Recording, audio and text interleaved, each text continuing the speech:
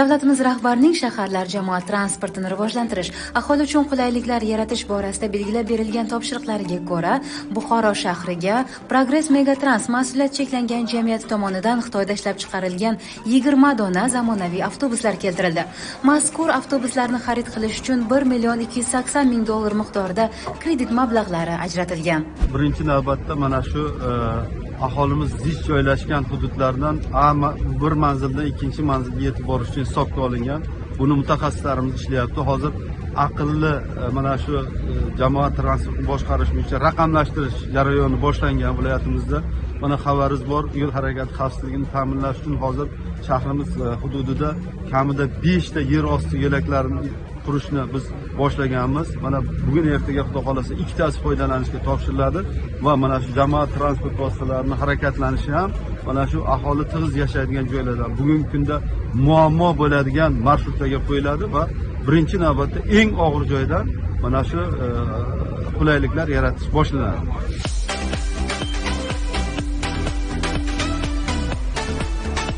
Ushbu zamonaviy avtobuslarning 8-dekabr O'zbekiston Respublikasi Konstitutsiyasining 31-yilligi shodiyonalari arafasida olib kelinishi Buxoro shahri va mehmonlar uchun o'ziga xos bayram tuhfasi bo'ldi. Bu avtobuslarimiz yo'lovchilarimiz uchun juda ham qulay, nogironlar uchun o'tirish joylari mavjud, chiqish joylari, panduslar va eng muhimi past polli avtobuslar hisoblanadi.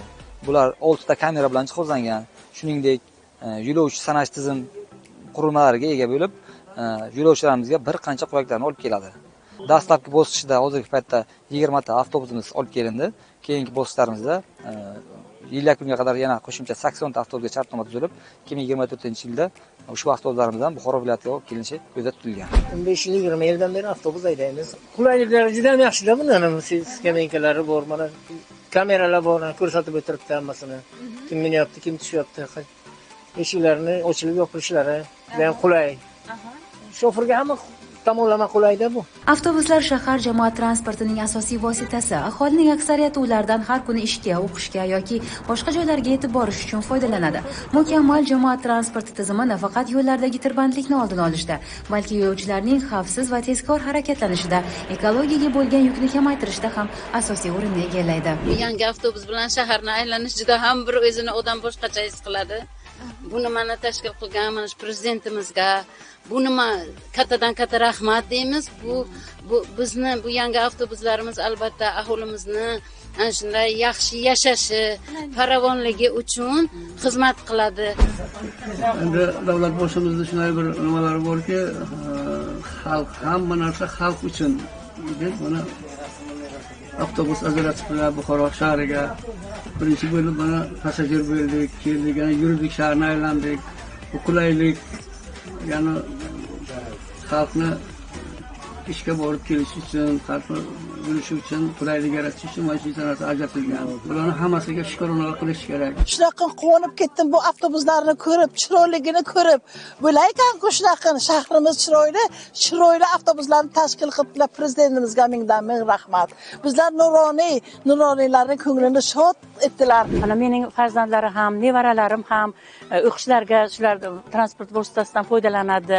Lekin mana bugungi yangi avtobuslarni ko'rib, juda ham ko'zimiz quvonadi. Chunki buni qulayliklari, afzalliklari juda ham ziyod ekan. Shinamgina, qulay, chiroyli, o'tirg'ichlari ham. Mana bugun biz nuroniylar bilan aylanib ko'rib, yana shunday fikrga keldikki, demak, bunday sharoitlar bizning sharif shahrimiz Buxoroga juda ham yarashadi. Bu uchun minnatdorchilik bildiramiz hammaga. Bu avtobus faqat yaxshi kunlarimizga xizmat qilsin, xalqimizga doimiy, farzandlarimizga doimiy yaxshi kunlarimizga xizmat qilsin. Buning uchun shukronalik bildirishimiz kerak.